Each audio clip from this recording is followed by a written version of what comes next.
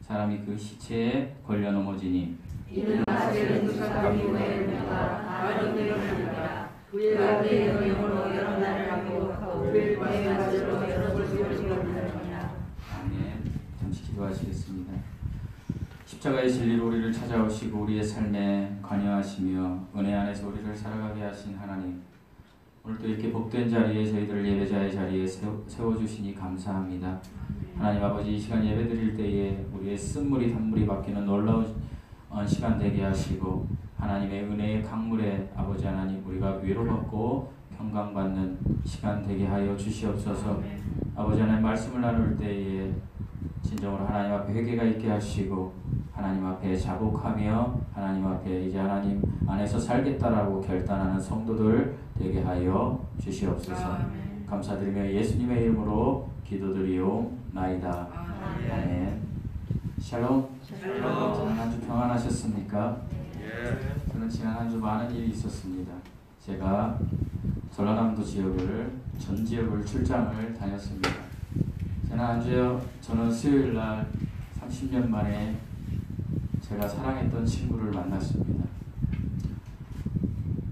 서로 연락을 주고받았지만 그 친구를 제가 만나게 된 것은 제가 대학교 다닐 때 저는 어렸습니다. 하지만 형 같은 친구였습니다. 늘 시를 동경하고 국문학을 다녔고 신앙도 매우 좋았습니다. 저는 그 친구가 목회를 할 줄 알았습니다.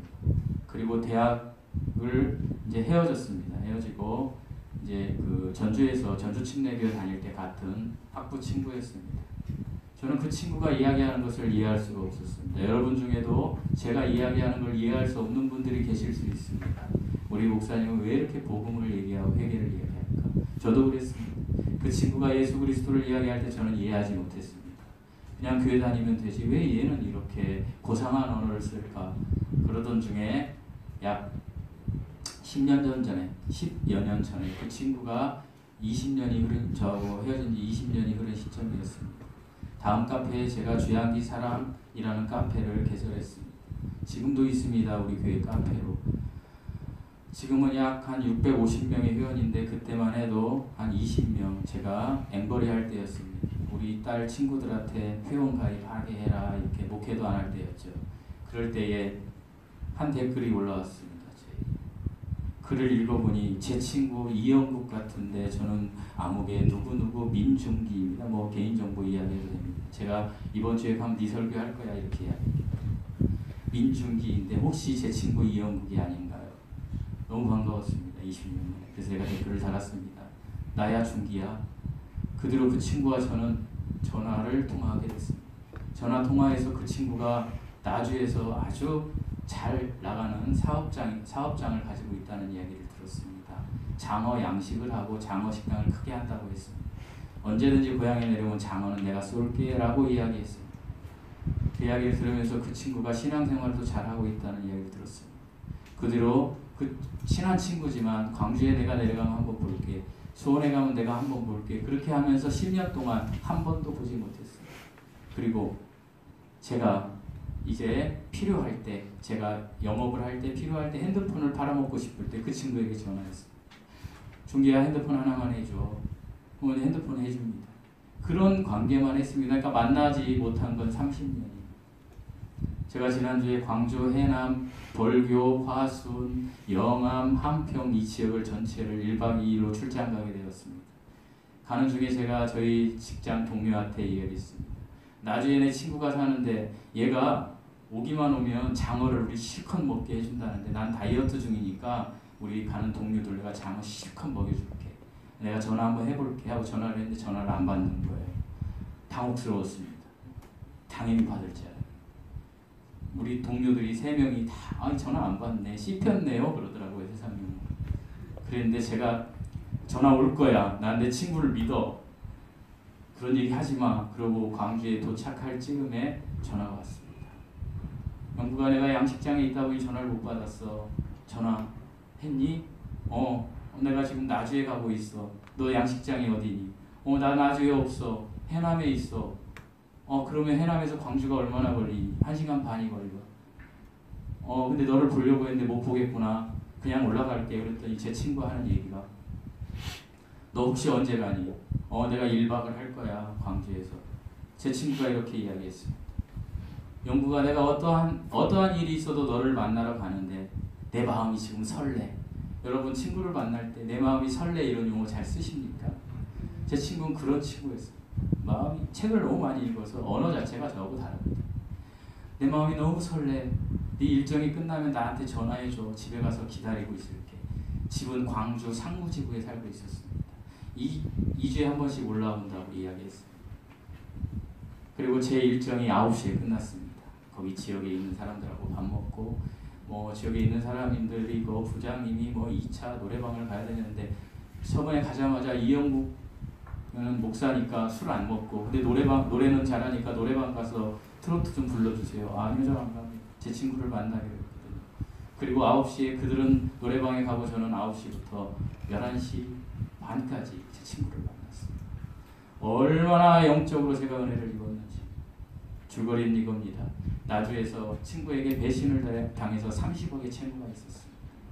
30억의 채무를 가지고 그 친구를 원망하다가 이 사람이 예수님을 만났습니다. 제가 이야기했습니다. 준기야, 나는 너를 만났던 시절에 예수님을 만나지 못했어. 나는 29살에 예수님을 만났어. 부끄러워. 제 친구가 이렇게 얘기했습니다. 영구가 그때 내가 너에게 믿음에 대해서 이야기하고 많은 이야기를 해주었었지. 그런데 나는 그때 예수님을 못 만났어. 그럼 너는 예수님 언제 만났니? 2006년도에 만났어. 그래서 제가 친구에게 이렇게 이야기했습니다. 이런 사기꾼 같은 녀석, 너 그러면 그때 다 네가 한 말이 거짓말이었네. 실제가 아니었네. 넌 그때 죽었으면 지옥 갔네. 맞아요. 이제 예수님을 진정으로 만난 두 사람의 대화가 진행됩니다. 물론 제가 다 듣기만 했습니다. 30억의 사기를 맞고 그 중기가 그 사람을 원망하고 그 장로님이었습니다. 그분은 빛고울 중학교이죠. 원망하다가 예수님을 만났습니다.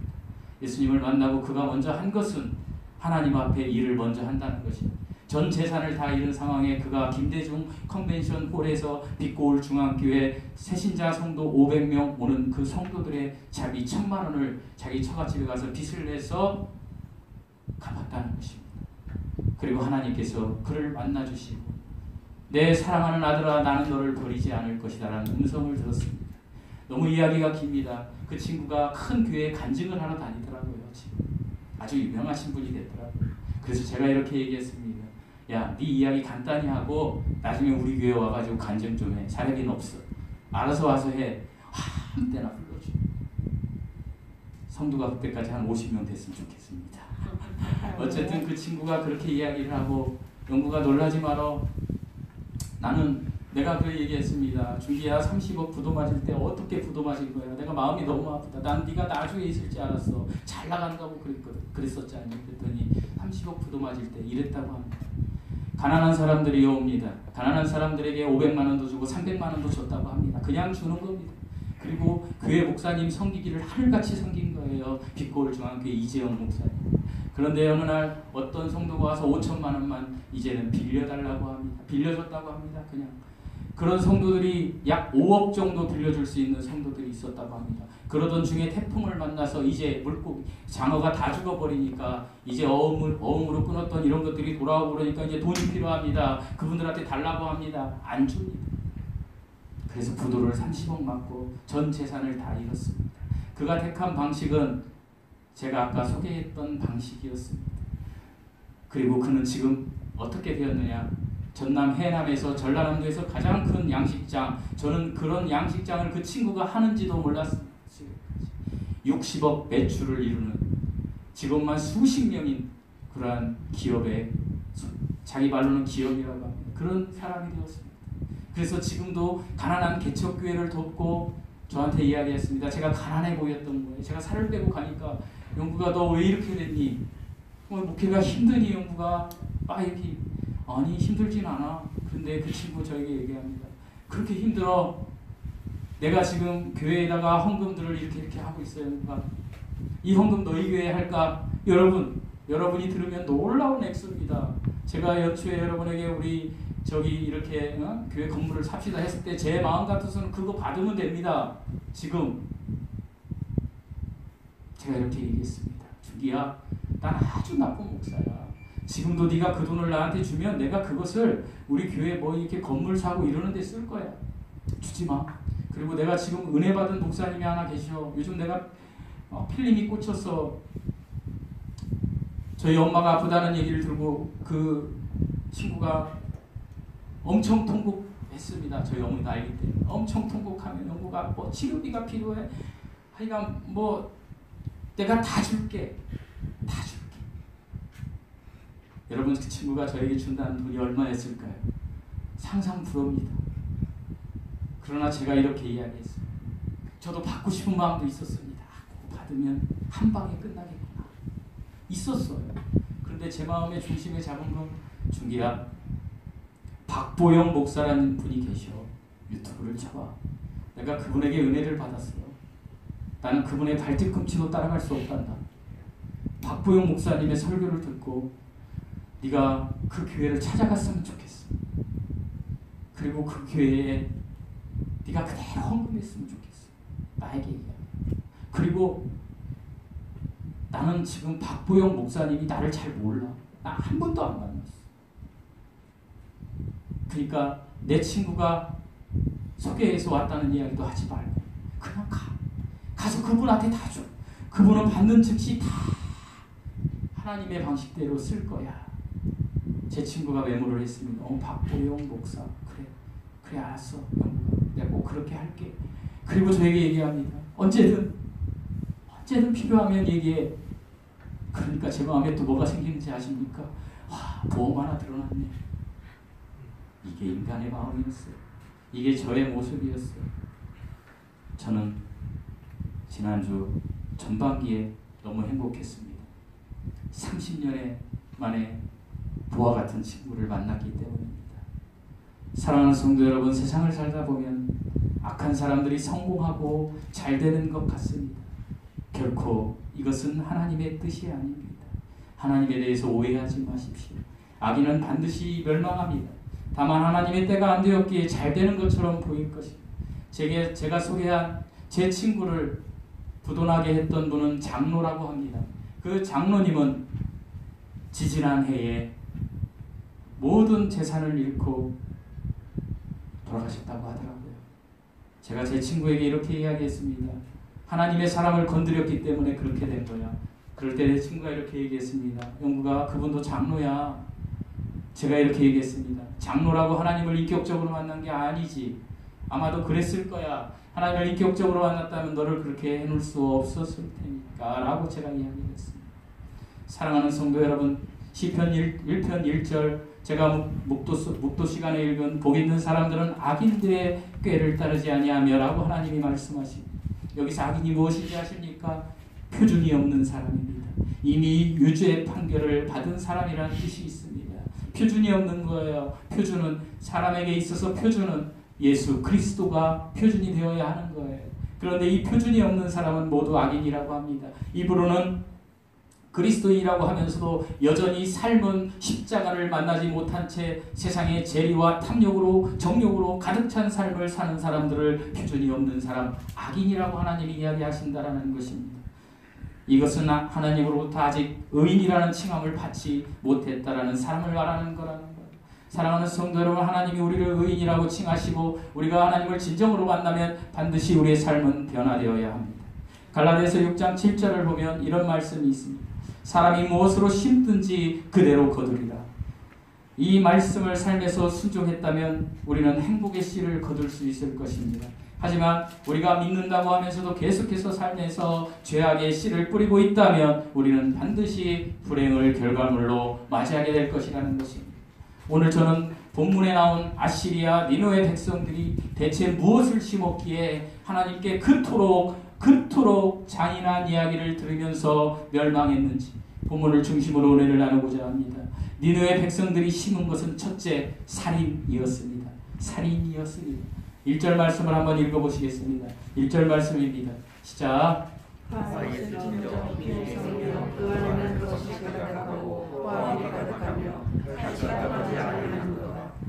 화 있을진저 피의 성이여. 제가 나옴을 시작할 때 첫 번에 여러분에게 이야기했습니다. 니느웨의 죄는 많은 사람의 피를 흘렸다는 사실입니다. 그들이 지나가는 곳마다 피가 가득했습니다. 피가 가득했다라는 이야기는 무엇입니까? 니느웨 백성들이 다른 민족을 잔인하게 죽이고 그리고 그 사람들을 피를 흘렸다라는 뜻입니다. 그러니까 살인을 저질렀다는 뜻입니다. 니느웨는 피의 성이라는 것입니다. 니느웨가 가는 곳마다 피가 잔인하게 흘렀다라는 것입니다. 그리고 그 성 안에서는 이 불의한 전쟁을 통해서 얻은 그 권력, 권세로 합법적인 재판이라는 미명하에 야만적인 살인들을 비호했습니다. 무수한 무주의 피가 니느웨 성을 흘러 적셨다라는 그 표현을 하나님께서 지금 피의 성이라고 이야기하는 것입니다. 이러한 니느웨 사람들에게 하나님은 그들이 심은 것을 그 결실을 거두게 될 것이라고 3절에서 말씀하고 계십니다. 우리 3절 말씀을 다 함께 읽어보시겠습니다. 3절 말씀입니다. 시작.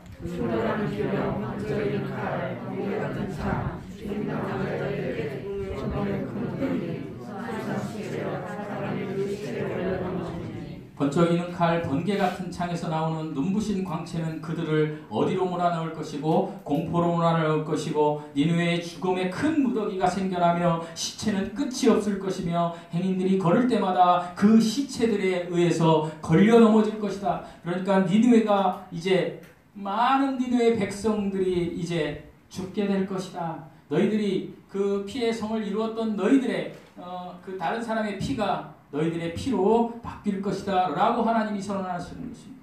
사랑하는 성도 여러분, 니느웨 백성들은 150년 전에 어떤 백성이었습니까? 요나가 150년 전에 나움이 이 말씀을 전하기 전 150년 전에 나움을 통하여 하나님의 용서와 하나님의 은혜와 그 감동을 받았던 백성들이었습니다. 그러나 그들은 이제 그들의 자녀들에게 그 150년 전에 하나님의 용서와 은혜를 받았던 그 감동을 받았던 하나님의 감동으로 살았던 그 백성들은 그들의 자녀들에게 그 하나님의 감동을 전하지 않았습니다. 하나님의 용서와 은혜와 감동을 전하지 않은 채 그저 세상의 부유함과 강함으로 그들을 키웠습니다. 하나님의 감동이 없는 시대가 이제 150년 후에 도래한 것입니다. 나움 시대 이 성경 시점에 자녀들에게 하나님에 대해서 이야기하지 않고 하나님의 용서에 대해서 이야기하지 않으니까 그 자녀가 하나님의 감동이 없고 하나님의 감동이 없는 자녀가 또 하나님 그 자녀를 낳아서 그 상대가 흐르니까 이제 어떻게 된 것입니까? 그들에게는 하나님이 없습니다. 하나님의 감동이 없는 것입니다. 사랑하는 성도 여러분, 그리스도인이라고 하면서도 아니요, 그리스도인이 아닌 사람들도 역시 가장 불쌍한 사람들이 누구인지 아십니까? 하나님의 감동이 없는 사람들. 여러분 하나님의 감동이 있으십니까?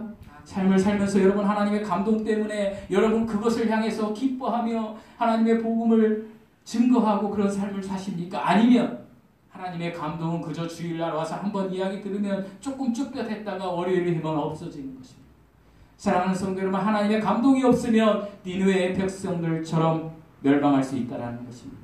하나님의 감동이 없는 나움 시대 니느웨 백성들의 이 한 행위, 피의 성을 가는 곳마다 이뤄낸 그 살인이 어쩌면 우리들이 하고 있는 일이 아닐 수 있느냐는 거죠. 지금 우리가 심는 것대로 우리는 거둘 것입니다. 하나님 우리에게도 우리에게 지금도 말씀하십니다. 갈라디아서 5장 24절에 제가 아주 좋아하는 말씀이고 제가 수도 없이 여러분에게 이야기했습니다. 그리스도 예수의 사람들은 육체와 함께 그 정욕과 탐심을 십자가에 못 박았습니다. 무엇을 못 박았다고요? 정욕과 탐심. 사랑하는 성도 여러분, 그리스도 예수의 사람들은 육체와 함께 그 정욕과 탐심을 어디에? 십자가에 못 박았습니다. 정욕은 가지려는 것입니다. 탐심은 우상 숭배입니다. 믿음이 실제가 됐다고 하는 사람들은 정욕과 탐심에 가득 찬 자신의 모습을 회개해야 합니다. 여러분, 정욕과 탐심이 우리에게 없다라고 이야기할 수 있는 분이 어디 있습니까? 저는 세상에서 가장 더러운 사람이 나는 깨끗하다라고 이야기하는 사람이라고 감히 이야기하고 싶습니다. 저도 더럽습니다. 제가 서두에 설교 시간 서두에 제 친구가 엄청난 이야기를 했을 때 제 마음 한켠에 무엇이 있었다라고 이야기했습니까? 받을까? 박정훈 집사한테 전화해서 빨리 계좌번호를 받을까? 그 친구는 줄 기세였어요. 어차피 다른 교회 주니까. 그러나 제 한곁에는 또 제 한마음에는 그런 마음이 있었어요. 그리고 제가 이 마음을 회개했습니다. 그리고 눌러서 아직도 이 마음에서 계속 우리 교회로 받을까 하는데 내 입술은 그냥 박보영 목사한테 줬으면 좋겠어요. 이렇게 했어요. 여러분, 저에게도 정욕과 탐심이 있어요. 정욕과 탐심을 십자가에 못 박아야 되는데 아직도 있어요. 그런데 주님은 못 박으래요. 여러분, 이게 무슨 역설적인 말입니까? 그것은 바로 우리의 삶에서 우리의 본성대로 생각했던 모든 것들을 회개하라는 하나님의 말씀인 거예요. 여러분, 회개가 이야기하니까 회개의 복음을 이해하고 회개를 이야기하니까 아우 지겹다 아주 내가 이렇게 이야기하실 수 있어요. 아니에요. 여러분, 회개해야 돼요.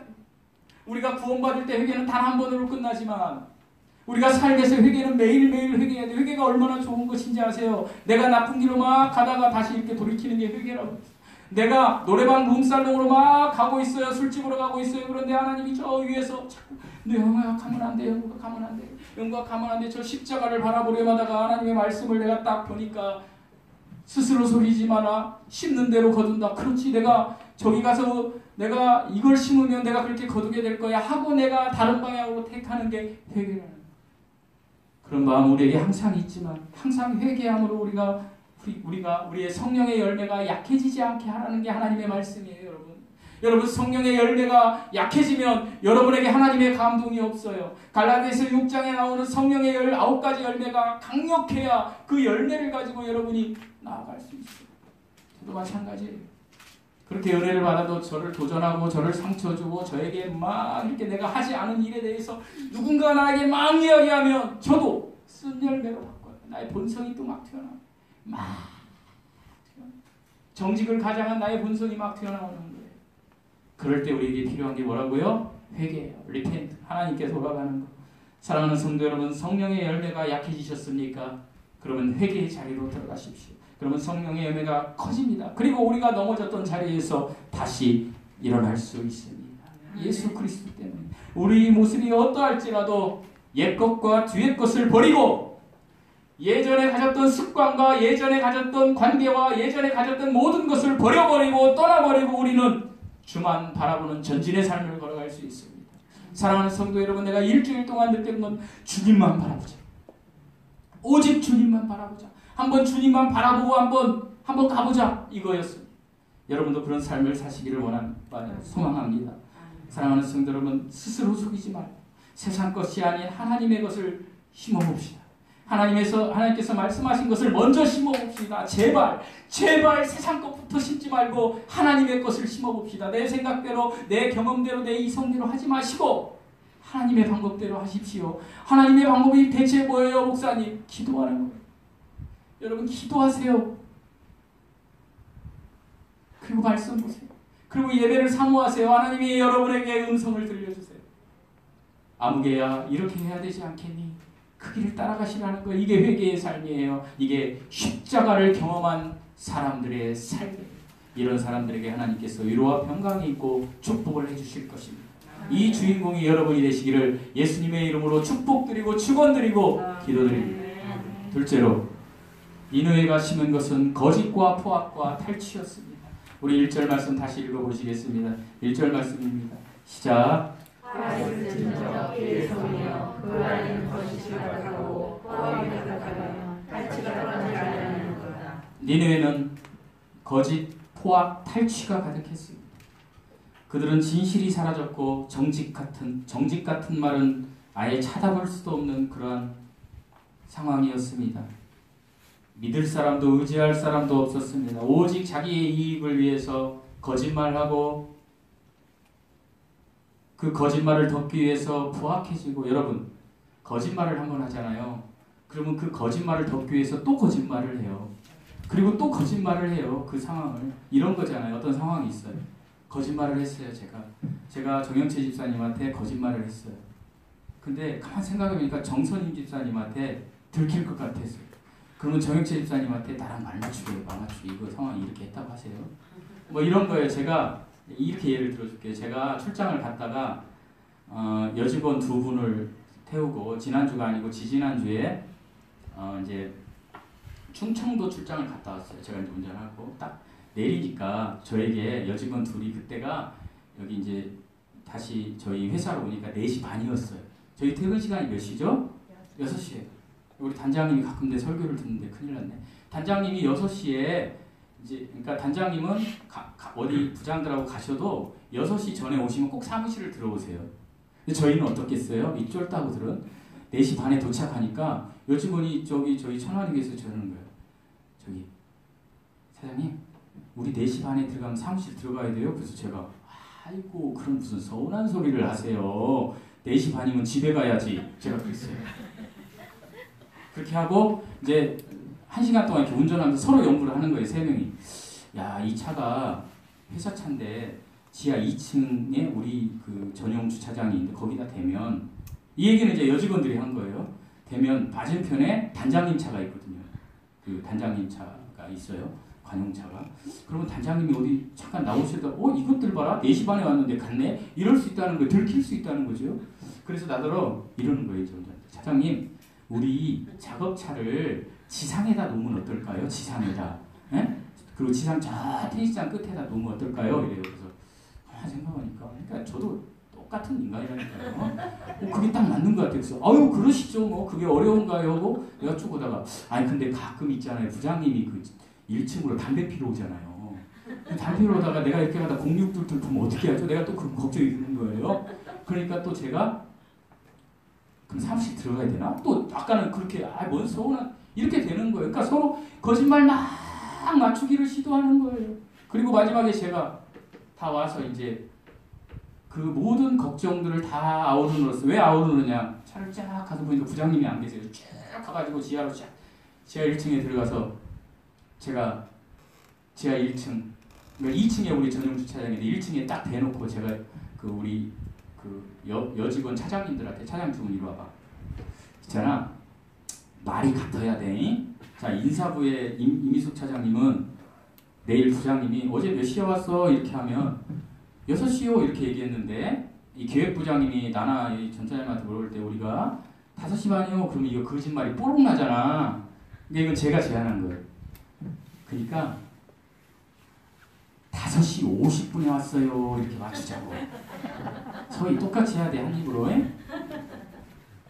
그랬어요. 그러니까 거짓말을 하기 위해서 그 거짓말을 하기 위해서 천하부터 계속해서 연구를 하는 거예요. 3명이서.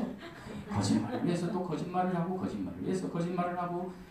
여러분 이건 그냥 좀 우습고 장난스러운 이야기고 들켜도 또 이렇게 웃을 수 있는 이야기지만 상황을 바꿔보세요. 내 이익을 위해서 내가 거짓말을 했어요. 또 그 거짓말을 위해서 거짓말을 했어요. 근데 어느 날 보니까 그 거짓말이 탈원했어요. 그럼 어떻게 돼요? 사람이 포악해져요. 막 포악해지면서 이게 진실이라고 막 이야기를 해요. 제가 경험해봐서 알아요. 그리고 그 포악한 것이 일반적으로 다 누구가 다 인정을 해요. 그 포악하게 이야기한 거, 그 거짓말을 진실로 받아들여요. 우리 지금 이것도 이렇잖아요. 우리 세상도 지금 뉴스 같은 데 보면. 그럼 그 사람 뭐 하는지 아세요? 남의 것을 뺏어요. 잘 생각해보세요. 거짓말 많이 하는 사람은 포악해지고 결국에 어떻게 된다? 남의 것을 탈취가요. 남의 것을 빼앗는 거예요. 약탈하는 거예요. 그렇게 된다라는 거예요. 부모의 니느웨 백성들이 그랬다라는 거예요. 니느웨 백성들이 멸망을 받은 이유가 약자를 거짓말하고 포악스럽고 약자를 착취했기 때문에 하나님께서 심판하신다라는 거예요. 약자들에게 거짓과 포악과 탈취가 가득한 삶을 살았기 때문에 하나님이 심판하신다라는 거예요. 여러분, 우리도 그렇게 된다라는 거예요. 이건 민족적인 심판이지만 아수르는 침략지의 백성들을 잔혹하게 다루었어요. 제가 이야기했죠. 그들은 침략지에 가서 손과 발과 코와 귀와 목을 다 잘라버렸어요. 그리고 눈을 뽑아버렸어요. 산 사람의 눈을 뽑아버리고 그리고 말뚝을 박아서 돼지 로스구이 하듯이 그렇게 해서 죽여버리고 아버지의 목을 베어서 아내와 아들에게 저작거리에서 들고 다니게 하고 그 잔인한 짓들을 다 한 그들에게 하나님은 이제 심판을 하신다라는 거예요. 아수르 민족은 이제 정복자의 위치에서 살인을 하고 거짓말을 하고 포악한 일을 하고 탈취를 남의 것들을 다 빼앗던 정복자의 위치에서 이제 바벨론에게 정복당하는 자의 위치로 전락해버린 거예요. 사랑하는 성도 여러분, 아무리 많은 것을 소유해도 하나님께서 우리를 보시며 우리 안에 거짓과 포악이 가득하며 남의 것을 빼앗으려는 탈취가 떠나지 않는다라면 우리의 삶은 반드시 실패할 것이라고 하나님이 이야기하시는 거예요. 니느웨는 칼과 창과 권력이 기준이 되는 나라였어요. 세상은 어때요? 세상도 마찬가지예요. 지금 세상도 그렇지 않습니까? 돈과 권력과 명예가 있으면 다 가지는 것이 세상 진리 아니에요. 그래서 세상 사람들은 그것을 향해서 막 달려가는 거예요. 어떠한 방법을 동원해서라도 내가 받으면 되는 거예요. 그 삶을 떠나라는 거예요. 하나님은 반드시 복된 인생으로 바꿔줄 거라는 거예요. 여러분, 우리는 지금 대다수가, 여기 계신 분들 중에 대다수가 50%로 이야기하면 50% 이상이 30세가 넘었어요. 그렇다면 30세 넘으신 분들은 인생의 후반전을 살아가는 거예요. 인생의 후반전에 가장 큰 준비가 하나 있어요. 그것은요, 돈 버는 거 아니에요. 그것은요, 집 사는 거 아니에요. 그것은 영혼에 대한 준비예요. 영혼을 준비하지 않는 것은 어리석은 자라고 하나님이 이야기해요. 여러분, 영혼을 준비하는 게 가장 시급해요. 영혼을 준비하기 위해서는 하나님 앞에 정직해야 돼요. 특별히 복음에 대해서 정직해야 돼요. 미국 사회는, 미국이라는 나라의 사회는 실수는 용서하지만 거짓말은 용서치 않는다고 해요. 미국의 어머니들은 자녀가 한 번 실수하는 것은 이렇게 가다듬어 주지만 고의적으로 거짓말하는 자녀는 매로 다스린다고 해요. 사랑하는 성도 여러분, 하나님도 마찬가지예요. 우리가 구원받았다고 의인이라고 그저 교회 한번 오고 교회 와서 헌금하고 내가 나는 권사예요, 뭐 이렇게 나는 장로예요 하고 다니면 뭐예요? 하나님의 의인이 아니라는데. 여러분의 의인의 삶은 어떤지 아세요? 이 사람은 그 담임 목사가, 교제하는 사람이, 형제여, 예수 그리스도께서 당신의 죄를 위하여 십자가에 못 박혀 죽으셨어요. 이거를 믿으시나요? 그러니까 음악이 잔잔하게 흐르는 거예요. 예수 나를 위하여 얼마나 고통을, 그러니까 슬퍼지는 거예요. 여러분, 우리 장례식장에 가면 같이 슬퍼지잖아요. 누가 하나가 그러다가 어머니 하고 울면 같이 울어요. 똑같은 거예요. 그렇게 잔잔하게 하면 내 마음속에서 예수님을 믿는 것처럼 아멘 할렐루야 나는 예수님을 믿습니다 라고 이야기하면서, 그리고 나서 바로 되돌아와서 세상을 향해서 세상 사람들보다 더 잔인하고 악바리처럼 한 입에서 쓴물과 단물을 막 뱉어내는 삶을 살아요. 가짜예요.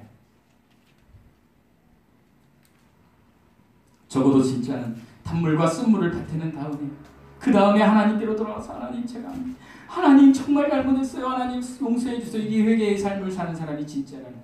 여러분, 의인의 기준은 예수 그리스도를 영접한 다음에 십자가의 삶을 사느냐 안 사느냐.